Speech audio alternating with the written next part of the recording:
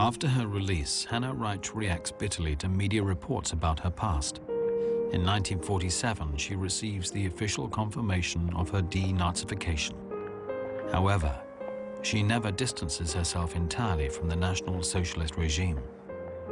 Hanna war einfach, sagen wir, zu stolz. Hanna was simply too proud to admit that she had been used.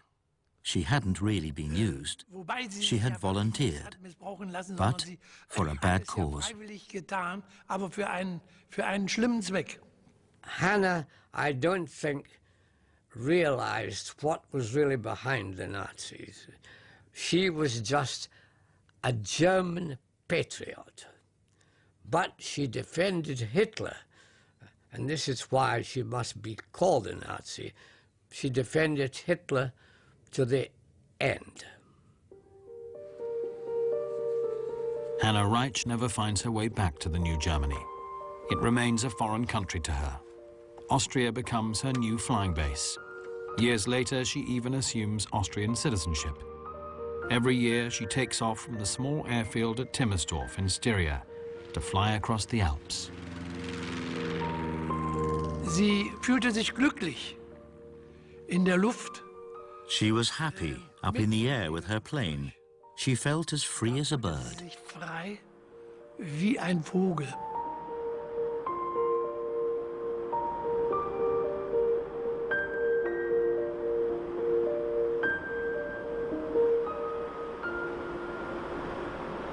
Reitsch attempts to find the recognition denied to her in post-war Germany in other countries. In 1959, she travels to India to help establish glider flight. On a beautiful, hot, cloudless day, I flew with Pandit Nehru for almost an hour and a half at a height of 3,000 meters above Delhi. That was a wonderful experience for me. Das war mir eine ganz, ganz große Freude. But the hard facts were her own country would not accept her, that Britain wouldn't accept her, that France wouldn't accept her, but the United States would. In 1961, Hanna Reitsch is invited to America. She is a guest of Wernher von Braun and of the White House. She was introduced actually to the President, John F. Kennedy, by the helicopter girls in America, who worshipped her because she was the first ever woman helicopter pilot. Reitsch feels more welcome in America than she does in Germany. She is presented with awards, gives speeches, and is celebrated. But once again, Reitsch soon finds herself embroiled with a controversial regime.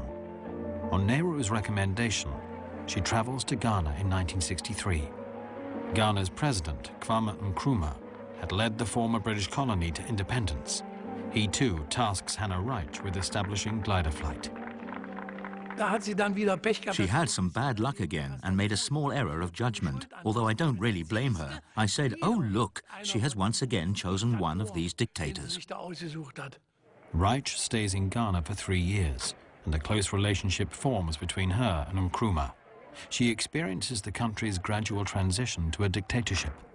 She managed to persuade herself that Nkrumah was a jolly good chap, and when he was eventually ousted by a military coup, she went round supporting him and trying to get other people to support him until she was eventually deported. And I think that whole episode, again, shows her lack of political awareness and her fanatical enthusiasm for flying.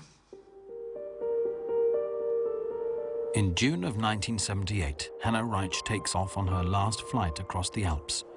She is 66 years old and intends to set one more record. She wants to fly further than any female glider pilot before her.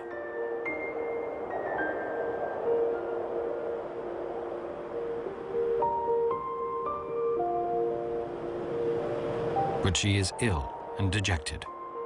Reitsch confides her unhappiness to Captain Eric Brown in a letter. She was filled with depression because she felt that nobody could recognize her love of Germany. And she felt that this depression was gradually overwhelming her.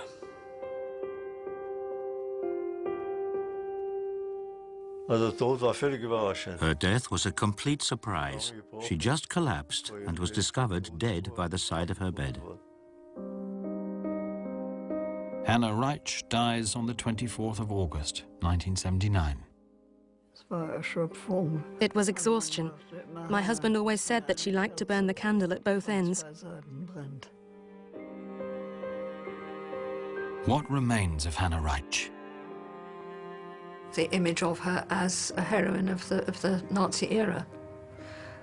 That will probably last more than her image as a pilot, which is not the way she would have wanted it.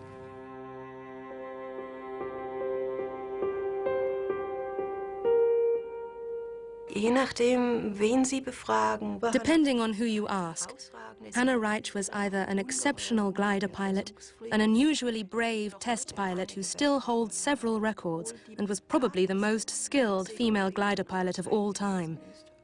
Others will tell you Hanna was a fanatical representative of the Third Reich, who identified with those in power and then, after World War II, denied any responsibility or guilt for the crimes of the Third Reich. A year before her death, Hanna Reitsch landed back at her starting point, just before sunset. That day, she had flown 715 kilometers, thereby setting a new world record.